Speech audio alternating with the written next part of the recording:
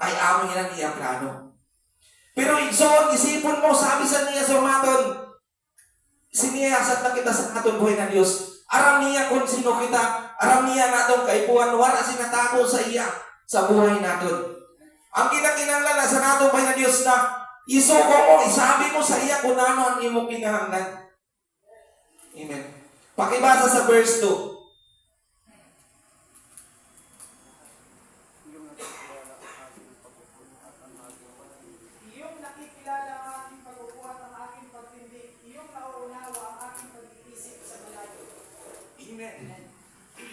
Grabe ang sumaton sa natong buhay ng Diyos.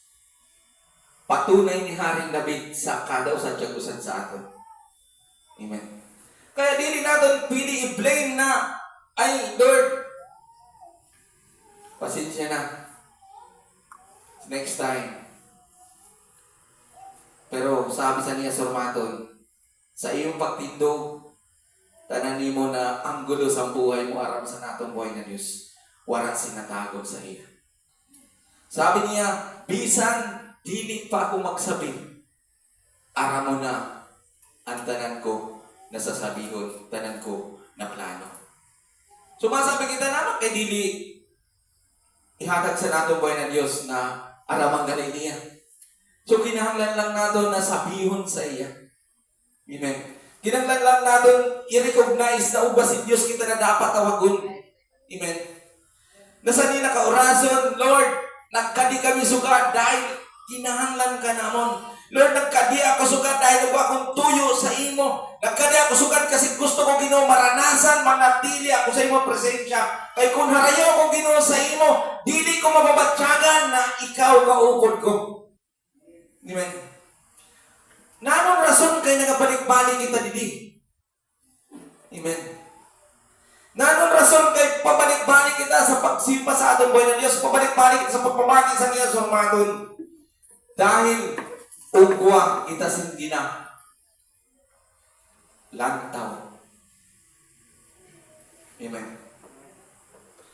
Nasa aton ginahimong sugat, ugwa kita ginapaglantaw na sa maabot sa na adlaw, pag-abot sa na oras, makakatindog kita sa iyong presensya. Pag-abot sa naton buhay na Diyos, makaupod kita niya dito sa iyong kaharian. Kaya sabi niya, kung hain ako, at tuman ka mo. So, kung ano man yan ang imo na ubatyagan, ayaw lang, sabi sa kanta kanina, may Diyos na nakamtan sa iyo.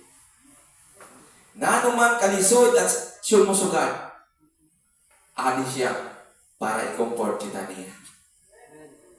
Adi ang atong buhay ng Diyos sugat. Kag nagatuod ako na maabot ang adlaw, dili lang kairo kita sa nikadama. Amen. Sa usad na nagapangabuhay, sa usad na nagatanong, kaya ko agi ko man ang pag-uma.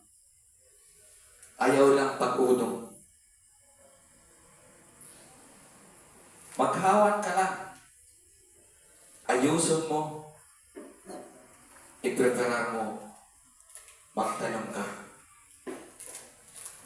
Kaysa di na magtanong ka, maabot ang adlaw, initon man ina, pahaon man ina, magatubo ina, kag may maaani ka kayo.